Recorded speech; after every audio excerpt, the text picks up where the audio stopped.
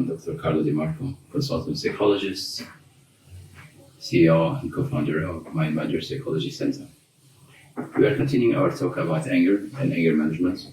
We're going to talk later on in this video about the different aspects of anger and how people react to them. What I suggest for you to do is to jot down what we call an anger meter. And on that anger meter, it's very simple to do. It's just like a sheet of paper. You just draw an arrow that goes from bottom up, and then you put on this arrow, you put 10 notches, each notch with a number, starting from 1 going up to 10. And then on this anger meter, you can actually assess and find out the levels that you get on a daily basis. Because what we benefit from that is just simply that if you measure the events that happen to you compared to the event, the trigger to the anger, and the cue as well that happens, and then you jot down my anger level was 3 today, and then tomorrow my anger level was 4 or 5, etc., etc. What we're aiming for is for your anger level not to reach the 7, the notch of 7, because you will find that between 7 and 10 is no time at all. Obviously, the 10 on the anger meter means explosion. It means that you're going to get to the stage where things will get out of hand, and you might be shouting, you might be hitting someone, maybe shouting abuse to someone, and then you're the phase that hits you after the 10 is usually after the explosion. After that, it's a common feeling that everyone goes through.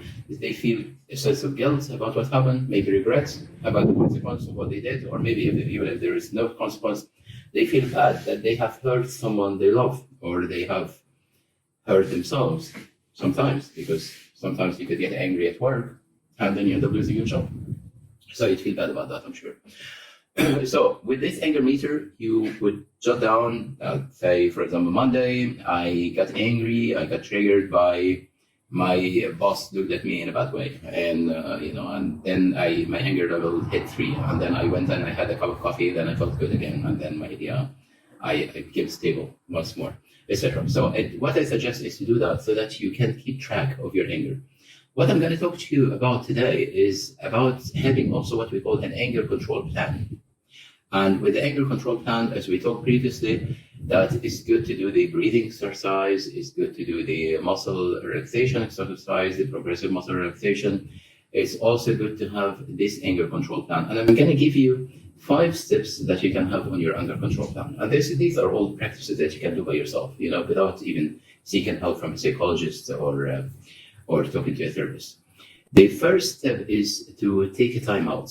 So once you start feeling that anger is starting to hit you, take time out, take a deep breath, do the relaxation exercise, take time out, go out. By time out, we mean going out for a walk, going for a coffee, having a drink, maybe even doing some calming exercise, that especially if you're living in a hot country or now that we're in summer, and although it's beautiful out there, but if we say in summer, some people they feel the heat of summer and that, and then they start getting a bit agitated by the heat. So maybe even going and having a wash with cold water or something, that would cool you down.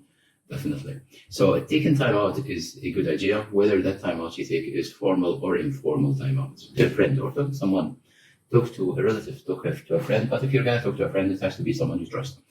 Again, if we're talking about relationships, if you're going to take time out, if your fight, for example, or your anger is with your partner, if you have reached that stage of the anger coming out, becoming verbal, if it's just an emotion you're holding inside, that you're feeling angry at your partner, and then you assess the situation, you decided that it's not worth raising a conflict with them, then just go ahead and calm yourself down by yourself. But if you have decided that it's worth raising that as a conflict, and later on in later videos, we're going to talk about conflict management, etc., and how to deal with conflicts.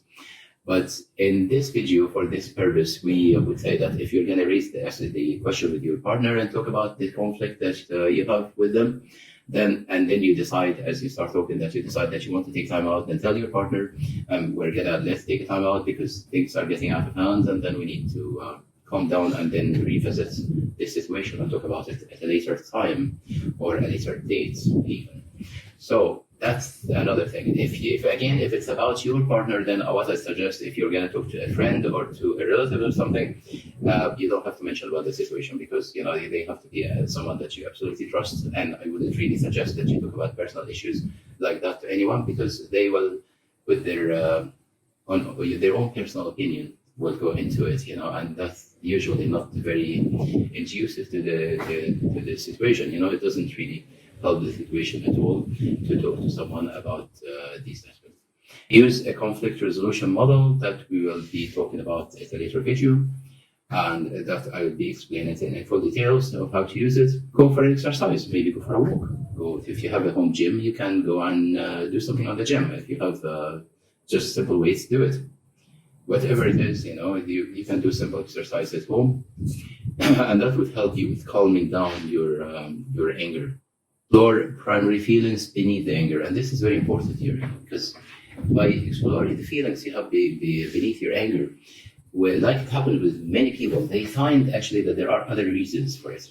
And I like to always, when I'm treating my clients, I like to get a full picture of the reasons why they have their anger and why it's happening. And I like to always attach it to what we do with the defense mechanism, exploring your own defense mechanism, because the anger is used in many cases as a method of defending yourself, as part of your defense mechanism that you are used to since childhood. And this is why the anger happens. And also, you need to look at your resilience techniques as well, because again, if you are not having enough resilience within yourself, maybe even not having enough confidence in your ability to resolve issues, then you will resolve them by anger. But this is something that's well known, that the more confident you are in yourself, in the way you will be able to handle matters, the lesser angry you will get. Usually people who start shouting and getting angry are people who are not very sure that they can handle a situation successfully without the anger. The more confidence you have in your ability to handle situations without anger, the lesser you will resort to anger as a way of resolving any conflicts that you have with people. This is it for this video. I hope that has been useful for you, and I hope that you will be able to draw your own anger control plan, and you will be able to recognize your sources of anger in terms of triggers and cues and how you deal with this. And also that you will be able to jot down, say, for a period of a week, to recognize your highest level of anger and what are the events that trigger this anger. If you need to contact me personally and on this channel, you can write me, and then I will give you further advice. Or if you want to know more, of course, as usual, I would suggest that you subscribe to our channel. Look forward to the next video and delivering you more content.